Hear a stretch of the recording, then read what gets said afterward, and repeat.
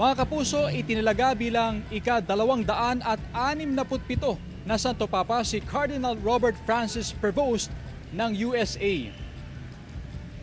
Pinili nito ang pangalang Pope Leo XIV at bumisita na rin ito sa Santo Niño de Cebu Parish Friary sa Talisay, Cebu noong 2004 noong siya ay bishop pa.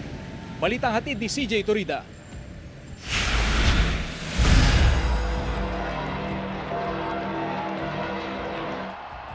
Habemus Papam. Hinirang na bagong Santo Papa si Cardinal Robert Francis Prevost mula sa Amerika. Siya ang ika-267 Santo Papa ng Simbahang Katolika. Pinili niya ang pangalang Leo XIV. Huling napili ang pangalang Leo ng isang Santo Papa noong 1878. Ang papal conclave na naghalal kay Pope Leo XIV tumagal lang ng mahigit 24 na oras.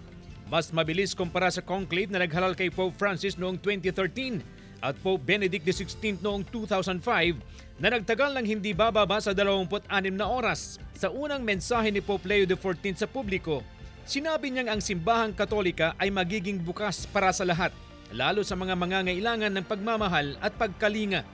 Inalala at pinasalamatan din ni Pope Leo XIV si Pope Francis. Ancora conserviamo nei nostri orecchi quella voce debole ma sempre coraggiosa di Papa Francesco che benediva Roma.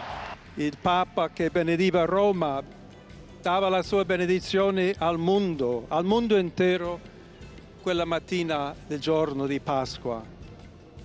Grazie a Papa Francesco. Sa edad na 69, si Pope Leo XIV ang unang Amerikanong Santo Papa. Bago maging Pope Leo XIV, tahimik at pribado ang buhay ni Cardinal Prevost at bihirang magpaunlak ng panayam. Bagaman tubong Chicago, Illinois, mas matagal siyang nagsilbing pari at misyonaryo sa Peru na naging malapit sa kanyang puso. Dati nang bumisita sa Pilipinas si Pope Leo XIV na nooy bishop pa.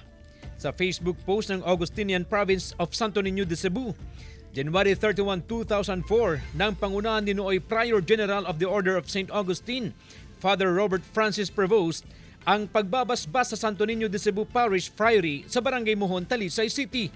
2010 naman nang isagawa ang Intermediate General Chapter ng Order of St. Augustine sa ating bansa. Nagdaos noon ng banal na misa sa San Agustin Church sa Intramuros, Maynila na pinangunahan ng dating Prior General Robert Francis Prevost na ngayon si Pope Leo XIV. CJ Torida, One North, Central Luzon.